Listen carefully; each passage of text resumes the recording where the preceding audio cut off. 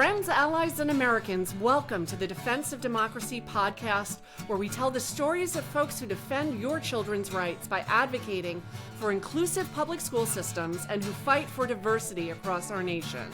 I'm your host, Karen Swoboda. Let's get into it.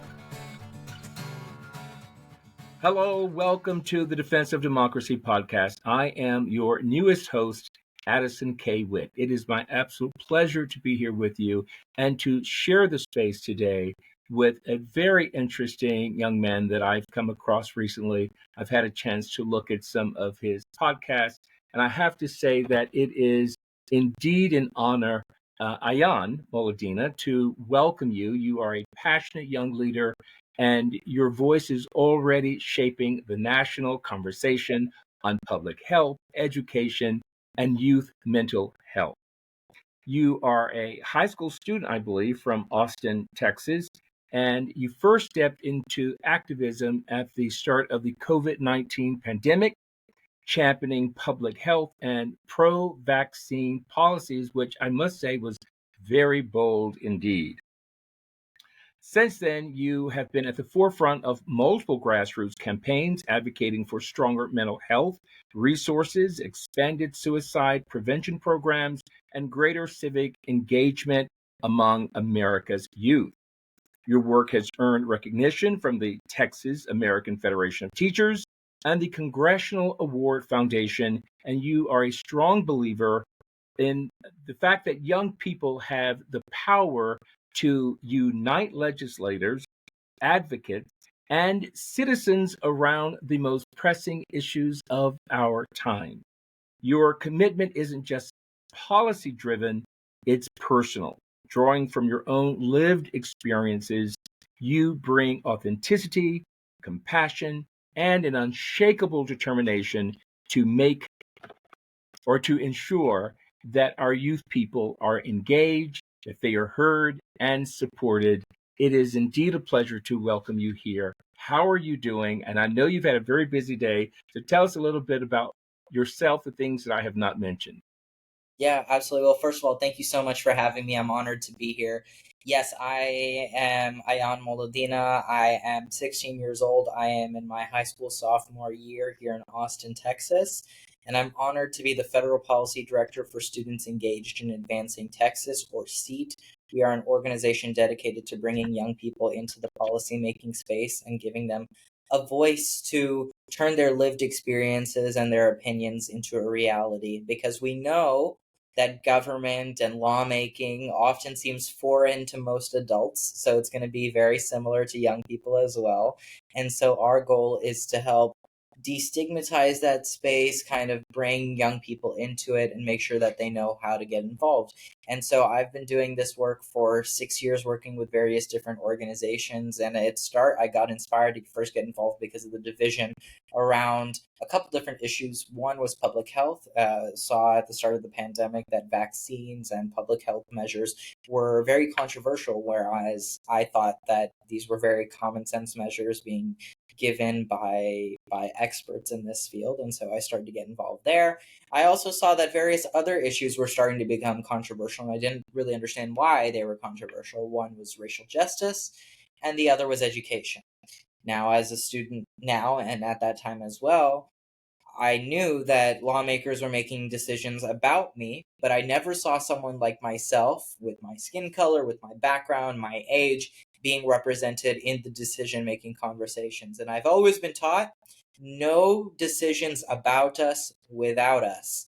And so that's exactly why I got involved. And those are the two main reasons. Another one is because of my personal mental health struggles. I knew that I wanted to make sure that mental health was prioritized in education and that all students across the country had access to equitable and quality mental health resources. So those are the three main reasons that I got involved in advocacy, and that's what brings me here today.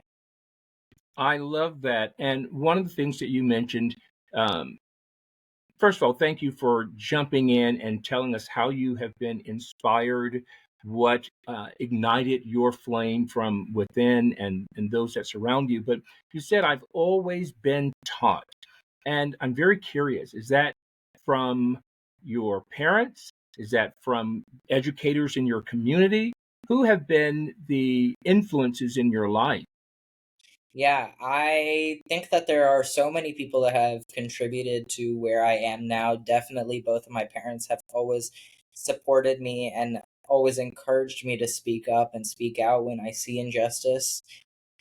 Additionally, folks in the advocacy space here in Austin, including at the Texas American Federation of Teachers, who I've worked a lot with, that is their go-to saying, no decisions about us without us. And so they have been very instrumental in helping me from the very beginning. From 6 years ago when I first got started, they were some of the first people to support me. So I think the reason that I have been able to come where I am is because I've been able to go out into the community and meet people. And I think that's the number one thing it comes down to in advocacy is community. I was at an event yesterday as well about abortion rights in the United States, and that is one thing that they kept coming back to was community, community, community, because this fight and any fight that we see cannot be done alone. And it gets very lonely in the advocacy space when it seems like all these things that we're doing maybe aren't going anywhere. Maybe it seems like we're the only ones working on it. But then when you have other people by your side supporting you and cheering you on, that's how you know that what you're doing is worth it. And so from the very beginning, I've gone out to events and I've networked and I've met so many different activists working on so many different issues, from LGBTQIA plus rights to education to public health and mental health, all of these different issues, immigration. And that's exactly how I feel inspired, is by learning from other people who might even work on different issues than me, but working towards a common goal. I love that. Although our backgrounds are vastly different, I've worked in the entertainment industry for many years, representing young adult actors, child actors, even senior actors. But I have to say, for many of the young people who began their careers early on, I know how important it is to have a strong familial foundation. When your family is supportive of you and they help get you started and are willing to advocate on one's behalf or on their children's behalf at early ages, it really sets an incredible foundation. And I was very lucky and privileged to work with some incredible parents and partner with them in helping their children advance in the entertainment industry. I don't have any of the horror stories that people have heard oftentimes in the entertainment industry. And I believe it's because I worked with some really great parents and families. And we were also um, believed that our community was most important. So, a little shout out to your parents there for the incredible job that they've done. Let's pivot a little bit and talk about the state of education in America. I was the chair of this year's Defense of Democracy Film Festival. And that was also an incredible experience and honor. We had some great films that were submitted, old documentaries. And one of the things that I saw um, most in terms of our submissions, I was curating those films, and many of the films addressed education, or the problems in our educational system, how much education has changed. And since I left public school many years ago, there have been a lot of changes. And one of the things I was curious from your perspective is, what is the most urgent challenging or the most urgent challenge facing public education in Texas right now, since we're both here in this state? Yeah, it is a very sad scene for public education here in Texas, because in the last legislative session, our lawmakers passed a voucher scam that puts $1 billion into the hands of private religious institutions. And so, what this means is that $1 billion that are intended for public schools, for public school students, for an equitable public education — I can't emphasize that enough — public education, are now being put into the hands of folks who are already wealthy enough to be able to afford going to those private schools, and they're being given a credit of $10,000 to go to those private schools. Now, the reason I say that it's only for wealthy individuals is because the credit is $10,000, but the average private school tuition here in Texas is anywhere from $20,000 to $50,000. So no low-income family is able to make up the remaining $10,000 to $40,000 that they would have to in order to attend that school, even with that credit. And so, really, because there's no income limit on who can receive the credit, it's going to go in the hands of people like Elon Musk and other wealthy billionaires who live in Texas, who are send their kids to private schools, who are already sending their kids to private schools, but now are getting even more incentive to do so. And most of these private schools in Texas are religious institutions who don't have to accept students with disabilities, who don't have to accept students of different faiths or different backgrounds, different identities, different races. They are allowed to discriminate legally. And so we're putting that $1 billion into those programs. And I speak with other state lawmakers from states like Utah that put $20 million into their voucher program. And that too, they're very hesitant. That was the first year that they did it a couple years ago. And they put $20 million into their voucher program. And those lawmakers there, Republican lawmakers, were very concerned that it would overturn the public education system. And when I told them that we in Texas, in our first year of creating this program, put $1 billion into it, it blew their socks away. Like it was, they could not believe it at all. And I think that's a testament to the fact that Republicans across the country as well know that the voucher programs that have been implemented in several states are not effective, and they've been proven to lower academic outcomes. They've been proven to increase the wealth gap. And so I think that that is the most urgent challenge facing public education in Texas right now, is the overturning of the system itself by defunding it, because we have a teacher shortage. Our teachers are not paid enough. We have a shortage of school psychologists and school counselors. There are so many different problems that we should be putting that $1 billion into funding more rural education programs and mental health programs in rural schools. But that funding is instead now going to those private institutions. So clearly, there is a movement for more privatization, not only in the state, but across the country. One of the films we showcased in our festival is called Backpack Full of Cash, where students who are in public schools that move over to charter schools, that money, the funding from the government follows those students. So there's the defunding of the public educational system, and of course, funding now more of the private. So, how do you see then the dismantling of the Department of Education playing a role in this shift and movement?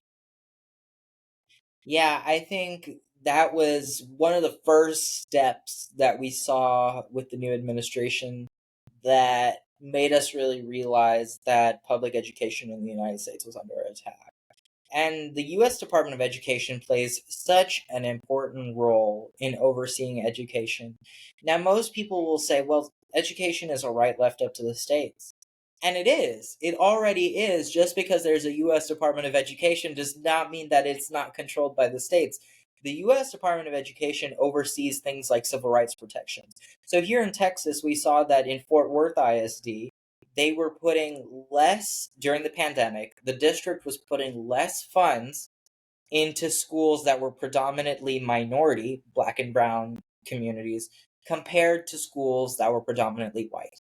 Now, that obviously is a civil rights violation, and so SEAT partnered with other organizations, and we filed a civil rights complaint with the Office for Civil Rights at the Department of Education. And the Department of Education then worked to investigate that and work to make sure that there were reparations and things like that. And that's just one example. Out in Katy ISD, there were a lot of anti-LGBTQ policies that were put in place. And so we again filed a civil rights complaint, and that was investigated, and reparations were made by the school district thanks to the work of the Department of Education. The Department of Education also has an Office of English Language Acquisition, which has been fully abolished under the current administration, which works to make sure that students who don't know English have access to English learning resources. If they're immigrant students and need to learn the language that'll help them get forward in the United States, they no longer have access to those resources. The U.S. Department of Education is also in charge of implementing so many mental health funds. So $600 million just in Texas was coming for the purpose of mental health programs in schools and school-based mental health services. That is now gone because there is no federal department to oversee it. So things like overseeing federal funds, civil rights protections, English language programs, all of these different things are being abolished because the Department of Education is being dismantled. So, like you said, it is going forward with the goal of privatization. They are trying to attack minority and marginalized communities. And that doesn't just mean BIPOC communities, that means rural communities as well. The department played a crucial role in making sure that rural schools had adequate resources to keep up with state requirements. But now that there is no federal oversight, those rural schools will likely fall behind, and those students will not be able to succeed in the same way that so many other students have those opportunities. And so it's really sad to see that this is what we're doing, that we think that just because there's federal oversight that the decision making is not in the hands of states. And I think it's a testament to the fact that we are trying to dismantle the public education system overall. Yeah. Wow. What I was just, as you were talking, I was thinking about other young people that might listen to you or people that you speak to when you talk about SEAT filing complaints and charges against whether it's the state of Texas or U.S. government. How does SEAT go about filing a claim? Do you have a group of attorneys that are part of the organization? Yes, so we don't have attorneys that are directly hired by us, but we work with partner organizations that help us find pro bono attorneys that will work on our behalf. For example, there was a recent lawsuit that made it to the Supreme Court of the United States that said that any parent that doesn't like a book that's being taught in a classroom because it talks about LGBTQI plus identity, because it talks about racial equality, things like that, if it talks about those things, a parent can pull their kid out of class, not just for that one class, but for the entire day, and the student will be marked present. They won't even be marked absent. They won't be marked excused absent or unexcused absent. They will be marked present with no consequences. And so our organization filed an amicus brief with the Supreme Court to bring the student perspective and why we thought something like that would be harmful for students overall. And we worked with some attorneys based in DC, and they were able to write that amicus brief on our behalf. And that was based on a partner organization called FIRE that works with the Free Speech Coalition and works with us. And that's an example of one way that attorneys have worked with us. Another example is a lawsuit that we filed where there were a lot of restrictions that were passed via a law in the Texas state legislature that would put restrictions on content on social media, limiting content around LGBTQ plus mental health and suicide prevention resources. So we filed a lawsuit working with those pro bono attorneys through our partner organizations, and we were able to get that law struck down before it went into effect. So it's about finding people and attorneys and partner organizations that can help make those connections, that can help advocate on your behalf. And as a student-run organization, it's not easy, but I'm very grateful that we've been able to find those opportunities. And so our goal now is to work with other students who have similar experiences since we have this platform, we want them to come to us so that we can help them file lawsuits as well.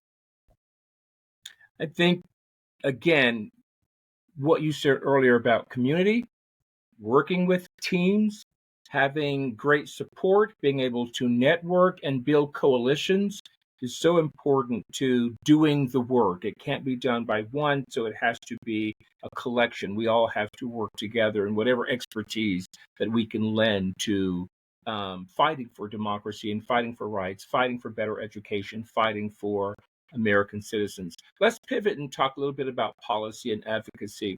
If you could drive one major policy change tomorrow to strengthen public education, what would that be? Oh, there's so many, but I'll limit it to just one. I'm very passionate about making sure that there are proper mental health supports for students in schools, as I've mentioned today. But I think that it's very sad to see that on top of teachers being overworked, school counselors are treated more as administrators and not mental health professionals. They a lot of times don't even have proper mental health training to support students in times of need, which is why suicide is now the second leading cause of death for young people like myself. And so I wish that more school counselors could focus on the mental health aspects rather than the administration aspect. And I think it also goes to the fact that we are at one school counselor per, I think, 350 students in the state of Texas. That's the average, whereas the recommended is, I think, one school counselor per 250 students.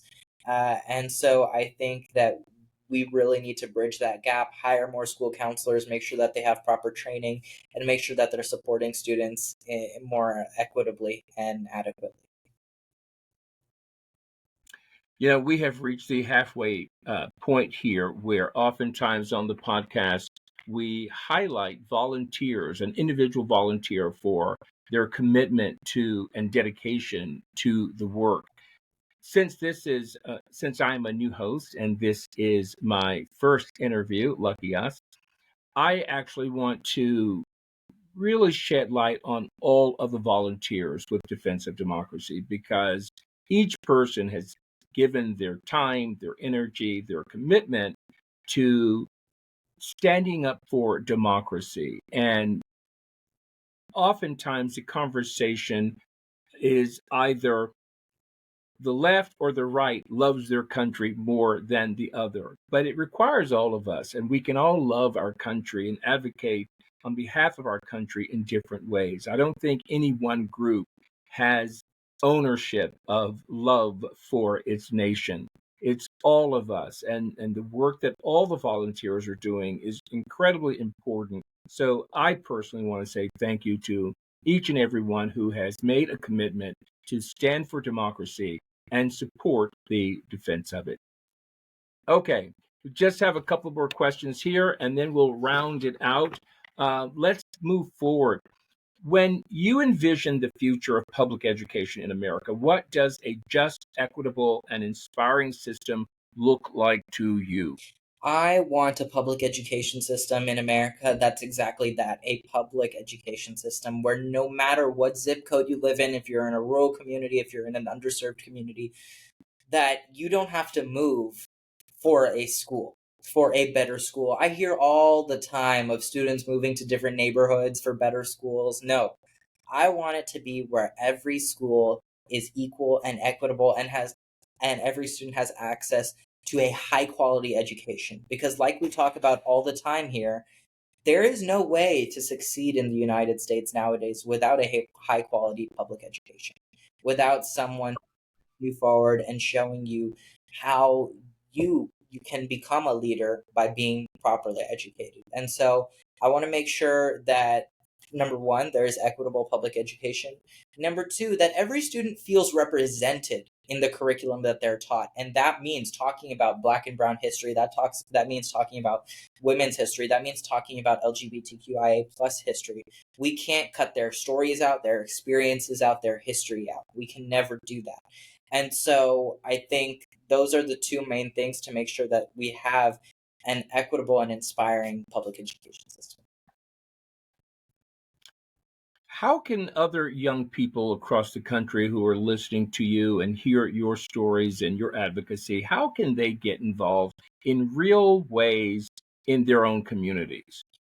There are always different ways to get involved, and it's different for every student. And so the first thing that I always say is find a problem that you're trying to solve. If the problem that you're trying to solve is that my district doesn't allow excused absences for mental health, but the state law allows it, but my district doesn't allow it, then I think you should go testify before your school board and tell them what you think needs to happen. And there's always a period of time in the school board testimony where you can testify about anything you want. And they usually let students testify first, because a lot of these meetings go till 3, 4 in the morning. And so they'll let the students go first so that they don't have to stay there late and have to miss school the next day. And so I think testifying before school boards and city councils, and then also writing, and if you can, go to your state capitol during its legislative session and go meet with your lawmakers in person. I always recommend that, because in-person meetings are always beneficial. But otherwise, setting up Zoom calls. Zoom calls are so effective. And I know some things, like even sending emails and making phone calls, you feel like going to avoid. But as someone who has worked on the other end and worked in legislative offices, both at the state and federal levels, as well as the local city level, I know that those calls are tallied, and we keep track of who calls and what they say. And so you're not talking into a void as much as it sometimes does feel like it. And I acknowledge that it does feel like it.